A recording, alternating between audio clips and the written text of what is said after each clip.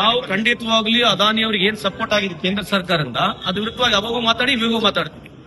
ಅದಾನಿ ಅವರಿಗೆ ಸಿಕ್ಕಿರ್ತಕ್ಕಂಥ ಬೆನಿಫಿಟ್ ಈ ದೇಶದಲ್ಲಿ ಮುಂದೆ ಬರ್ತಕ್ಕಂಥ ದಿನಗಳಲ್ಲಿ ಪದ್ಧತಿಗಳೇ ಮೈದಾ ಹಿಟ್ಟು ನಿಮ್ಮನೆ ಅವರೇ ಕೊಡ್ತಾರೆ, ಚಕ್ಲಿ ಹಿಟ್ಟು ಅವರೇ ಕೊಡ್ತಾರೆ, ಆ ಲೆವೆಲ್ ಬರುತ್ತೆ ಅದು. ಯಾಕಂದ್ರೆ ಇಲ್ಲಿವರೆಗೆ ನಾನು ಇಲ್ಲ ಅಂತ ಹೇಳ್ತಾನೆ ಇಲ್ಲ. ಒಂದು ಆಕ್ಟಿವ್ ಪಾರ್ಟಿಸಿಪೇಟ್ ಮಾಡಿ ನೀವು ನಿಮ್ಮ ಮೆರಿಟ್ ನಲ್ಲಿ ಗೆಲ್ಲೋದು ಒಂದು ಟೆಂಡರ್, ಓಪನ್ ಟೆಂಡರ್ ಯಾರನ್ನ ಪಾರ್ಟಿಸಿಪೇಟ್ ಮಾಡೋದು ಡಿಫೆಂಡ್ ಮಾಡ್ತಾ ಇಲ್ಲ ಅವರಿಗೆ. ಬಟ್ ಅವ್ರಿಗೆ ಸಿಕ್ತಕ್ಕಂಥ ಕಾಂಟ್ರಾಕ್ಟ್ಗಳು ಯಾವ ಬೇಸಿಸ್ ಮೇಲೆ ಸಿಕ್ಕಿದೆ ಅಂತ ಬೇಕಾದ್ರೆ ಒಂದು ಟೈಮ್ ಕುತ್ಕೊಂಡು ಚರ್ಚೆ ಮಾಡೋಣ. ಮುಗಿಸ್ಬಿಡ್ತೀನಿ ನಮ್ಮ ನಿಮಿಷ. ಗ್ಲೋಬಲ್ ಟೆಂಡರ್ ಅಲ್ಲಿ ಯಾರನ್ನ ಪಾರ್ಟಿಸಿಪೇಟ್ ಮಾಡೋದು ಆಯ್ತಾ? ಪ್ರಿಫರೆನ್ಷಿಯಲ್ ಕಾಂಟ್ರಾಕ್ಟ್ಸ್ ಅಂತ ಹೇಳ್ತೀವಿ. ಈ ಫಾರ್ ಎಕ್ಸಾಂಪಲ್ ಕೋಲ್ ಬ್ಲಾಕ್ಗಳು, ಅದಾನಿ ಅವ್ರದ್ದು ಏನ್ ಎಕ್ಸ್ಪರ್ಟೀಸ್ ಇತ್ತು ಕೋಲ್ ಬ್ಲಾಕ್ ನಲ್ಲಿ ಕೊಡಕ್ಕೆ ಅವರಿಗೆ? ನಾವು ಅನಿಲ್ ಅಂಬಾನಿ ಅವರಿಗೆ ಮ್ಯಾನುಫ್ಯಾಕ್ಚರಿಂಗ್ ಆಫ್ ಏರ್ಕ್ರಾಫ್ಟ್ ಕೊಟ್ವಿ, ರಫೇಲ್ ಡೀಲ್ ನ ಕೊಟ್ವಿ ಅವರಿಗೆ.